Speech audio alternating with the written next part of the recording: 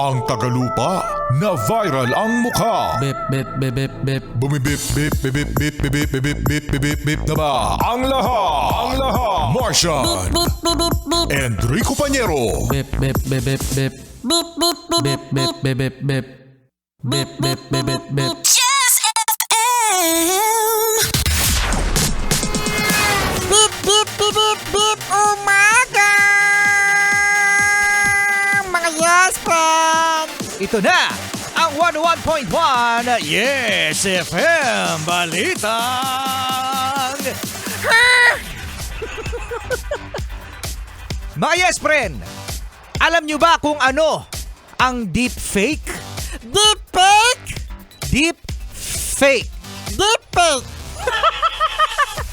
Deep fake, mga yes friend. Yan, ito ay panibagong scam sa social media kung saan ay yung mga kilalang mga personalidad, mga yes friend, ay ginagaya ang boses o kaya naman ay ginagaya ang buka ng bibig para mag-endorse ng isang produkto.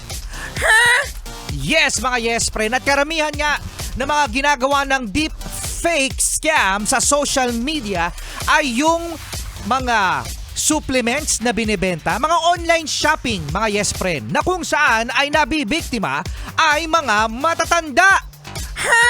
Yes, mga yes friend. Yes, Martian. Kasi kung mapapansin nyo, mga yes friend, itong deep fake na nakikita ko usually no, mga doktor, kahit si Doc Willie Ong.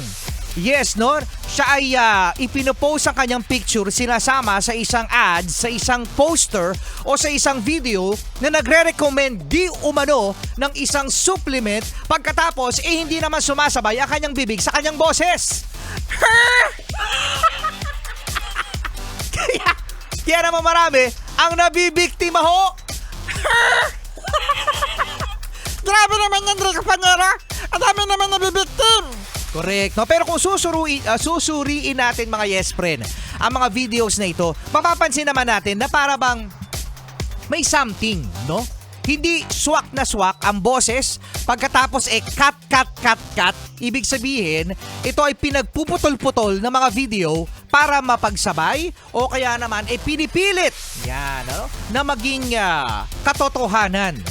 Kaya naman sa mga yes friend natin dyan, maging masuri sa ating mga pinapanood, sa ating mga binibiling mga produkto dahil ito mga gumagawa ng deep fake na mga advertisement o selling products ay hindi approved ng FDA.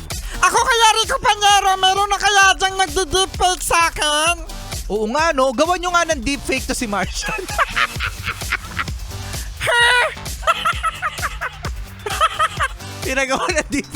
Pinagawa ng deepfake si Martian, no? Basta gawin niyo akong cute lalo, ah.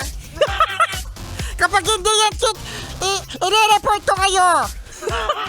Napaka-demanding. Kaya mga yes, mag-ingat, no? Dahil dito sa artificial intelligence, eh. O, yan ang hindi maganda sa sobrang high-tech. Maraming naloloko na mga yes friend natin dahil sa artificial intelligence na ito. Alam mo kaya ako, Rico Pañero, gusto kong bumalik sa panahon. Bumalik sa panahon na Nila Eva at Adan. napakatagal naman yun. Bakit gusto mo kay Eva at Adan yung panahon nila? Kasi walang mali siya. Walang salawal, walang saplot, walang mali siya.